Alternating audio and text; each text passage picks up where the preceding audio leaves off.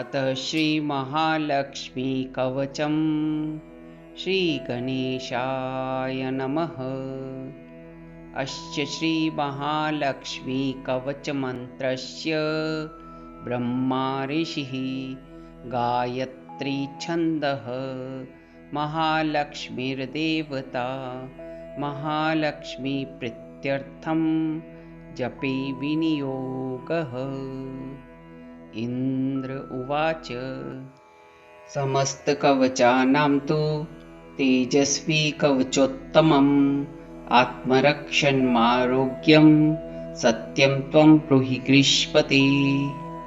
श्रीगुरुरुवाच महालक्ष्म्यास्तु कवचं प्रवक्ष्यामि समासतः चतुर्दशसु लोकेषु रहस्यं ब्रह्मणोदितम्।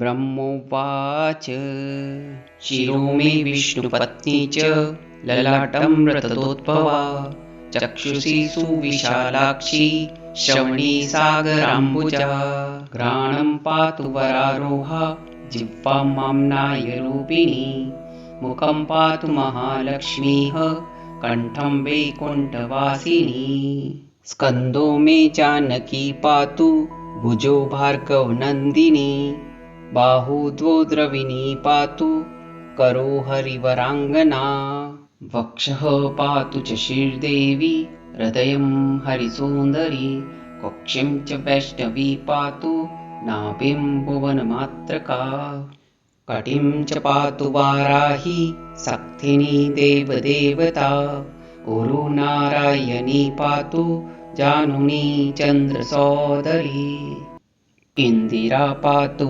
जङ्गे मे पादो भक्तनमस्कृता नखान्तेजस्विनी पातु सर्वाङ्गं करुणामयी ब्रह्मणा लोकरक्षार्थं निर्मितं कवचं श्रिय ये पठन्ति महात्मानस्ते च धन्या जगत्त्रये कवचेनावृताङ्गनां जनानां जयदा सदा मातेव सर्वसुखदा भवत्वं महेश्वरी भूयः सिद्धिमवाप्नोति पूर्वोक्तं ब्रह्मणा स्वयं लक्ष्मीर्हरिप्रिया पद्मा एतन्नाम त्रयं स्मरन् नामत्रयमिदं जपत्वा स याति परमां श्रियं यः पठेत्श्च धर्मात्मा सर्वान् कामान् वाप्नुयात्।